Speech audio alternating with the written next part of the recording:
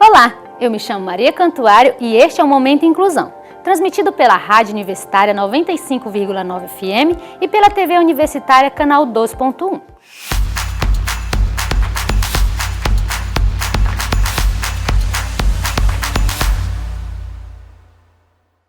Para que todos me conheçam melhor, farei minha autodescrição.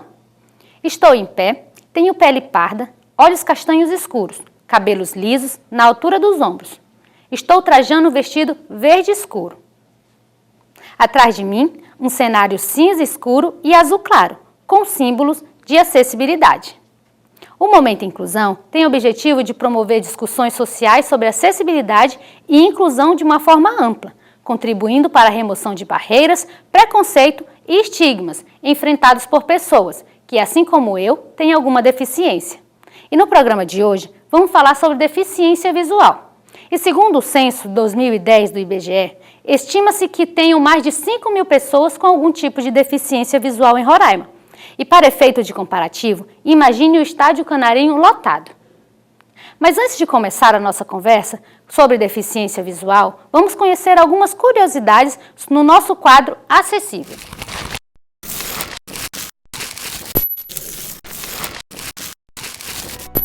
A deficiência visual se refere ao aspecto que vai da cegueira até a visão subnormal, baixa visão. A cegueira consiste na alteração grave ou total de uma ou de várias funções elementares da visão. Esta condição afeta de maneira incorrigível a capacidade de perceber cor, tamanho, distância, forma, posição ou movimento em um campo mais ou menos abrangente. Por outro lado, a baixa visão tem como característica o comprometimento de parte da visão, necessitando de recursos ópticos para a locomoção ou execução de tarefas do cotidiano. A cegueira ou perda total da visão pode ser adquirida ou congênita, ou seja, desde o nascimento. Um indivíduo que nasce com o sentido da visão, perdendo-o mais tarde, guarda memórias visuais, consegue se lembrar de imagens, luzes e cores que conheceu, e isso é muito útil para a sua readaptação. Pessoas cegas ou com baixa visão podem precisar de equipamentos para seu suporte. Por exemplo, a bengala, usada para sentir o caminho que está à frente. A bengala branca é utilizada por pessoas cegas, a verde por pessoas com baixa visão e a vermelha e branca por pessoas surdo-cegas. Os pisos táteis também são recursos de acessibilidade para a locomoção de pessoas com deficiência visual. As cores utilizadas nos pisos táteis podem ser variadas e obedecem a um padrão de cores vivas que representam alerta e direcionamento nas travessias nos espaços urbanos. O cão-guia é importante para prestar assistência a um indivíduo com deficiência visual. Ele é um animal de serviço com acesso permitido em todos os lugares. Outro recurso importante e muito conhecido é o Braille, que consiste em um sistema de escrita que possibilita às pessoas com deficiência visual escrever e ler. Para se comunicar com uma pessoa cega, são necessários 3 passos. Pergunte se a pessoa precisa de ajuda e evite tocá-la sem avisar. Fale em um tom de voz normal. Não é preciso falar alto. Inicie a conversa se identificando e avise quando se afastar. E para falar conosco hoje sobre deficiência visual, temos em nosso estúdio Silvana Lima Gouveia. Ela que é bacharel em Serviço Social pela Unopar, licenciada e especialista em Química e em Educação e Desigualdade Social pela UFRR. É professora da Rede Estadual de Ensino há 26 anos e atua como professora do Centro de Apoio Pedagógico para Atendimento às Pessoas com Deficiência Visual, o CAPDV, desde 2010. Silvana, muito obrigada por aceitar nosso convite, seja muito bem-vinda. Eu que agradeço a oportunidade, é sempre muito bom ter a oportunidade de falar um pouco sobre educação e principalmente falar sobre a educação inclusiva. Eu me autodeclaro morena de pele clara, tenho 1,52 m, tenho os cabelos crespos, estou com o cabelo preso, vestindo uma camisa preta de manga longa e uma calça estampada. Silvana, a gente viu aí que você tem uma carreira bem grande, 26 anos já, e conta pra gente como é que Conta como iniciou a sua carreira na área da educação inclusiva e especificamente no atendimento pedagógico de pessoas cegas. Então, realmente há 26 anos estou nessa função de professora. Eu iniciei antes de me formar, na verdade, iniciei aos 18 anos. Naquela época era muito escasso o professor, o profissional, né? Então, paralelo à universidade, eu também estava dando aula e só depois fiz o concurso público, né, na área de Química. Trabalhei por muito tempo na área de Química, em sala de aula.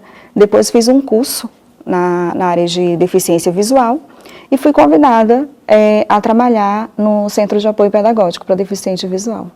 E estou lá desde 2010. Silvana, a gente sabe, mas o pessoal de casa não sabe, que existem 2 tipos de deficiência, a congênita e a adquirida. Eu sou deficiente visual e foi adquirida ao longo da minha vida, né? Explica ao pessoal de casa qual a diferença entre as 2 deficiências. Então, a deficiência congênita, ela pode ser hereditária, você já traz aquele gene com aquela informação, que pode desenvolver ou não.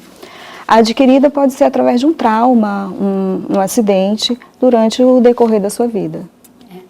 E falando do processo de inclusão da pessoa que perdeu a visão, ou a adaptação para aquelas que ainda têm o resquício de visão, como que funciona e o que precisa ser trabalhado e como ocorre essa inclusão de uma forma mais abrangente? A gente sabe que quando a gente perde a visão ao decorrer, tem uma diferença da congênita, né? Explica pra gente como é que é essa forma de inclusão. Bom, no CAP, nós recebemos os 2 públicos. Nós recebemos a pessoa com deficiência visual, o chamado cego, que é a perda da visão até a perda da iluminação, né? E o baixa visão. Então, no CAP, nós fazemos esse processo de adaptação, de readaptação, né? Desde a orientação e mobilidade, principalmente quem perdeu a visão por algum trauma, que precisa se adaptar, né, precisa achar uma forma de viver novamente. Então, a gente faz essa adaptação, faz a orientação em mobilidade. Se aquela pessoa quer aprender o braille, então a gente faz essa formação em braille, tecnologias que nós temos disponível. Também tem a parte que é muito interessante, que é a parte das práticas educativas para a vida diária. Então, essa pessoa que, por exemplo, que teve um trauma e que perdeu a visão, lá nós ensinamos desde fazer um alimento, preparar um alimento, de repente essa pessoa vive sozinha, então preparar um alimento, dobrar uma roupa, arrumar uma casa, se arrumar os seus autocuidados. Então, nós temos toda essa orientação no CAP, além da formação científica. E esse processo é muito importante para quem está perdendo a visão, ou eu já perdeu metade da visão, porque é um processo, tipo, como se ela estivesse nascendo de novo, né? No meu caso, eu tive muita dificuldade na locomoção. Eu me batia, eu tropeçava muito, sabe? Então, assim, para mim, essa adaptação de porta estreita, porta mais larga, né? Tipo uma rampa mais alta, uma rampa mais baixa. Então, assim, eu tive dificuldade nessa questão. Então, acredito que a importância dessa acessibilidade no meio para isso, né? E o CAP faz essa educação para que ele se adapte, porque é muito complicado.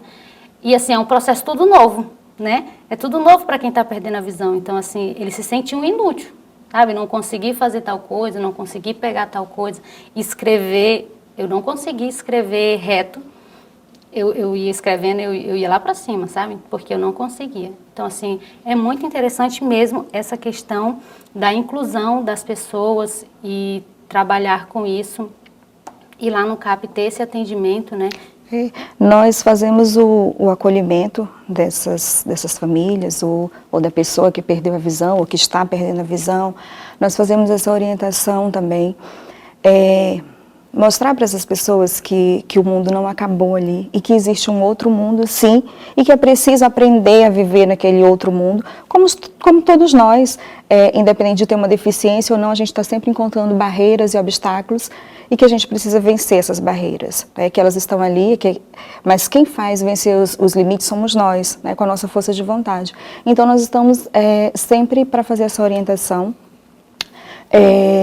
A gente tem esse público adulto, a gente tem o público criança também, que nós atendemos, né? E mostrar para essas pessoas, né? Principalmente esses que perdeu a visão por algum trauma, mostrar que há um outro mundo, que há outras possibilidades. Pessoas que antes não tinham nenhuma formação científica e que depois que perdeu a visão, que viu surgir outras oportunidades, hoje tem nível superior, tem uma outra profissão, então isso é muito gratificante para nós, enquanto profissionais que trabalhamos nessa área.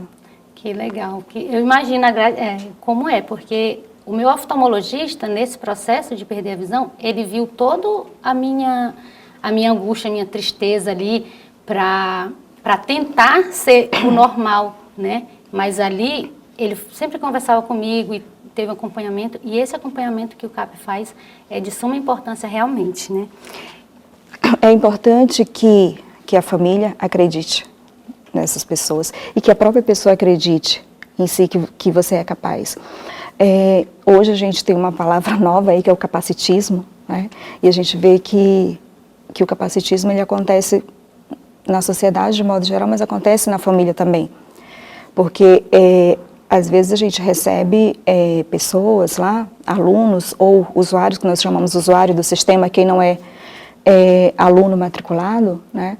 E que as pessoas acham que ela não pode mais fazer nada, né? Então, assim, a própria família, a própria sociedade e a pessoa mesmo acha que é incapaz.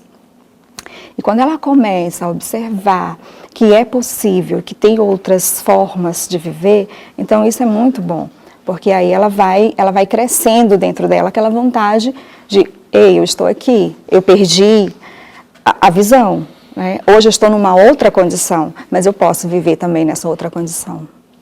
E esse é o Momento Inclusão, transmitido pela Rádio Universitária 95,9 FM e pela TV Universitária Canal 2.1. Vamos a um breve intervalo e voltamos já.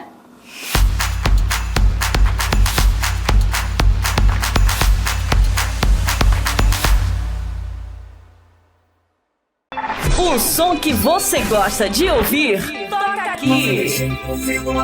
Pra quem tem fé, a vida nunca tem fim. Quanto mais você ouve, mais você gosta. Rádio Universitária FM 95,9.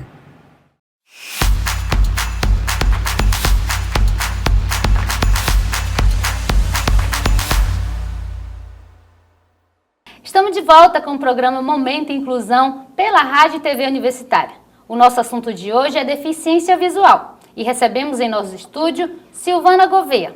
Ela que é professora no Centro de Apoio Pedagógico para Atendimento à Pessoa com Deficiência Visual. Mas antes de retomar nossa conversa com Silvana, vamos conhecer o trabalho realizado pelo CAP-DVRR. Criado em setembro de 2001, o Centro de Apoio Pedagógico para Atendimento às Pessoas com Deficiência Visual incentiva a independência de pessoas da comunidade escolar e da sociedade. É o caso de Gilvan Pereira da Silva, que perdeu a visão há 8 anos em decorrência do diabetes. Foi rápido demais, foi de um dia para o outro. Eu amanheci sem a minha visão, do nada. E aí eu fiz a cirurgia e tudo, só que não tive... como é que se fala? Não teve aproveitamento a minha cirurgia. E aí perdi e pronto.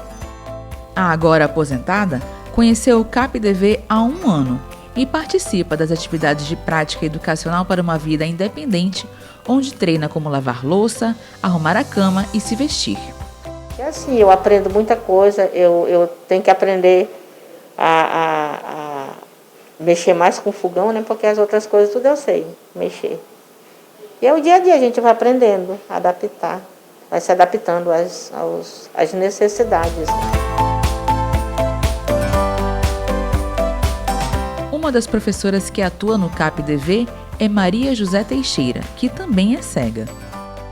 Aqui eu desenvolvo atividade assim, de alfabetização,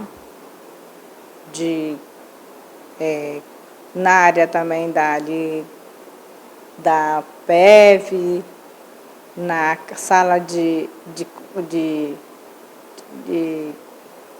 nós estamos lá, de convivência. Já trabalhei em vários setores. Eu estou atualmente na sala de convivência e na PEV. A PEV é onde a gente trabalha as habilidades das pessoas com deficiência, vamos dizer que chamamos de reabilitação ou habilitação. Maria José também precisou de um momento de adaptação após perder a visão aos 40 anos. Eu fui passando dos tempos, cada vez eu enxergava menos, mas eu ia aprendendo também a fazer, a ver com as mãos, a ver com a mente, a ver ouvindo. E eu não senti traumas, não. Só às vezes quando eu me machuco, que eu acho ruim ser cego. Tem certas atividades que a gente não consegue fazer, né? E eu gosto de fazer quase tudo. Mas tem certas coisas, agora está difícil para me fazer alguma coisa assim, de cortar, Eu gostava muito de fazer material pedagógico, agora já está um pouco difícil. Prestes a se aposentar, a professora encontrou na tecnologia uma grande aliada. Com o auxílio do leitor de tela do celular, recebe e envia mensagens, liga para o marido e aprende receitas de culinária no YouTube. Trazer do YouTube receita de bolo de macaxeira. Ok, isso é o que eu encontrei na internet sobre trazer do YouTube receita de bolo de macaxeira. Silvana, vimos que o trabalho do CAP é muito importante para a inclusão das pessoas, né? E tem todo esse processo de introdução com a família. Conta pra gente como ocorre. Na verdade, a educação em qualquer âmbito só funciona junto com a família, nós sabemos disso. E no CAP não é diferente, né? O apoio da família é de suma importância. Para que aquela criança ela venha ter um bom desenvolvimento. Então nós sabemos que trabalhar em parceria com a família, desenvolver atividades com essa criança, com esse aluno e ter o apoio da família vai fazer com que aquela pessoa tenha um desenvolvimento melhor. O CAP-DV conta com recursos importantes que contribuem no processo de aprendizagem e interação. No caso de pessoas cegas, existe um recurso que é o Braille. Conta um pouco mais sobre esse recurso para quem está em casa. No CAP nós temos vários núcleos, salas de AE, né, de atendimento educacional especializado. E cada sala tem os recursos para ser trabalhado com aquele aluno, com aquele usuário. Então nós temos o núcleo de tecnologia, onde tem os computadores com os programas adaptados para atender esse aluno, esse usuário. Nós temos o núcleo de apoio pedagógico, onde nós vamos ter material adaptado. Esse aluno, ele vem da escola com uma demanda, né, científica do conhecimento e a gente vai trabalhar através de materiais adaptados para que ele tenha um melhor aprendizado desse conteúdo de matemática, química, física, enfim. Tem a PEV, como eu falei, que é a vida diária, né, para fazer esse aprendizado contínuo da vida diária. Tem também núcleo de convivência, que aí a gente trabalha mais com os adultos, com os usuários, que são pessoas que às vezes não tem ninguém nem para conversar, para ler um jornal, para saber de uma notícia. Então nós fazemos essa convivência. E tem o núcleo, a sala onde eu trabalho, que é a sala de estimulação visual, onde lá nós atendemos de 0 ano, que nós atendemos os bebês. Geralmente são bebês prematuros, né? Ou que nasceu com alguma alteração visual e que foi indicado pelo oftalmo para fazer a estimulação visual. Então, lá são crianças com baixa visão.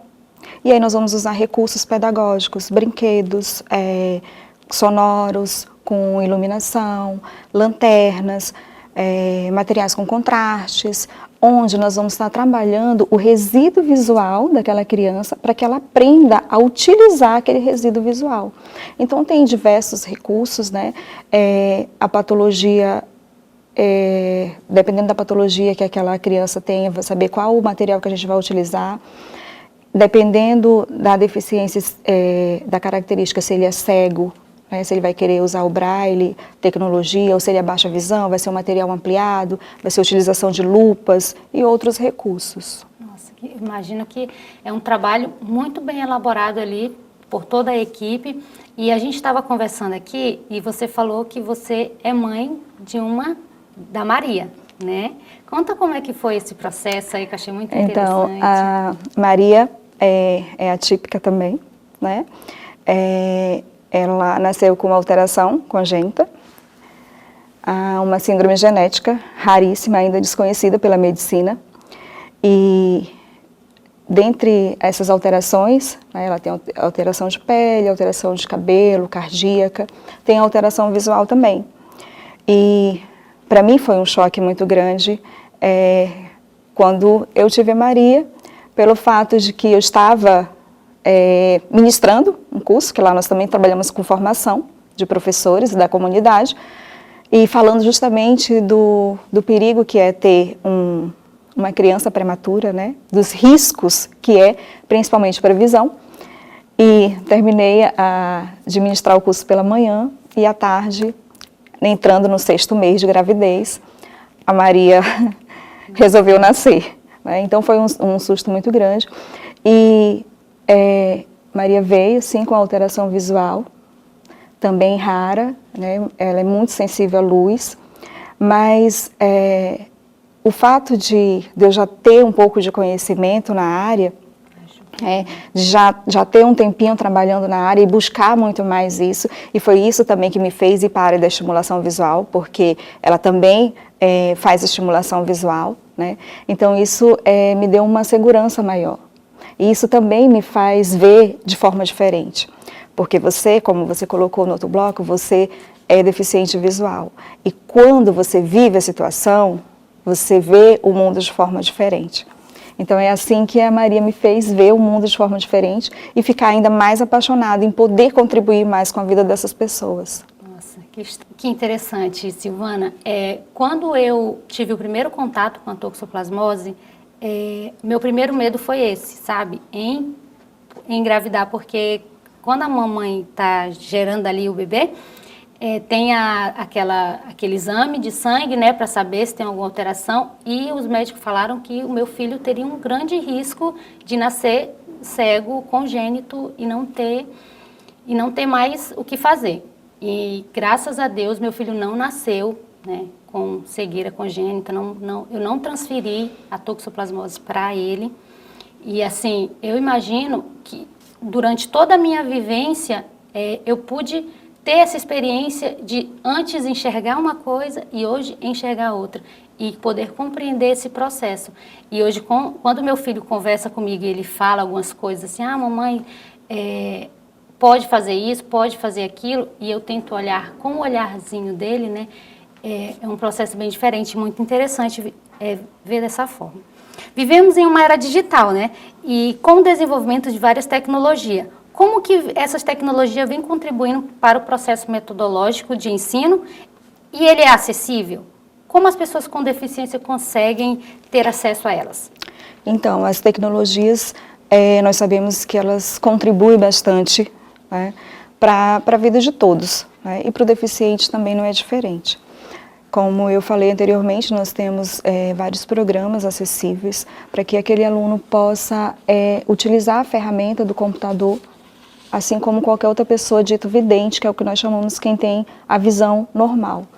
E essas tecnologias, elas estão também nos aparelhos celulares, né? Em outros aparelhos, tem aparelhos que o deficiente visual usa, ele faz a localização na rua, ele lê placas. Agora, assim, falar em acessível, aí vem a questão financeira, porque a gente sabe que tudo que se diz, se relaciona à deficiência, ela tem um custo maior. E com a deficiência visual não é diferente. Não é tão acessível. Realmente. Vocês trabalham a autonomia, a rotina, como você já havia comentado no outro bloco, né? Mas você vê a inclusão da pessoa com deficiência do lado de fora do CAP e no mercado de trabalho, especificamente nas pessoas com deficiência? É interessante porque, como eu falei, vem o capacitismo e as pessoas acham que discriminam, acham que são incapazes. E quando a pessoa acredita em si ou quando a família acredita, é possível.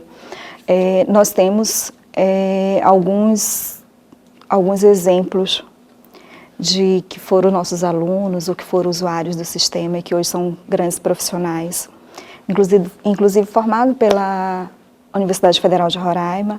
Nós temos o exemplo do Samuel, que é baixa visão e formou em medicina, acho que há uns 3 anos atrás. Nós temos alunos, a Bianca, que eu posso citar aqui também da Universidade Federal de Roraima, que é formada em psicologia, e tantos outros que nós temos. Então, assim, é preciso acreditar, é preciso que o profissional que trabalha com essa demanda acredite que aquelas pessoas são capazes, mas é preciso que a pessoa também acredite que ela é capaz e ela consegue sim vencer os obstáculos e vai ultrapassando esses limites, né? De cada um, todos nós temos nossos limites. Com certeza. E o CAP oferece atendimento para as pessoas com deficiência visual e o público em geral. Quais são os serviços oferecidos lá no CAP e como que eles trabalham com as instituições parceiras? Os serviços foram esses que eu já citei, tecnologia, a utilização do computador, orientação em mobilidade, orientação no seu local de trabalho, orientação para utilização no espaço público, o serviço da PEV também, que é a Prática Educativa da Vida Independente, e tantos outros serviços que nós temos a oferecer, tanto ao aluno, na parte pedagógica, como à comunidade. E nós temos as parcerias, temos, no caso lá da estimulação visual, da sala que eu trabalho novamente, nós temos uma parceria com a Oculistas Associados, na pessoa da Edla Cordeiro, que sempre foi uma parceira muito grande para a gente. Então, chega esse aluno ou esse usuário que não tem como fazer uma consulta oftalmológica para a gente saber a fundo o que nós vamos trabalhar, quais são as ferramentas que nós vamos utilizar com aquele aluno, com aquela criança baixa visão. Então, tem essa parceria que é de grande valia, com a Oculistas Associados. Silvana, muito obrigada por sua presença aqui, pelos esclarecimentos aqui.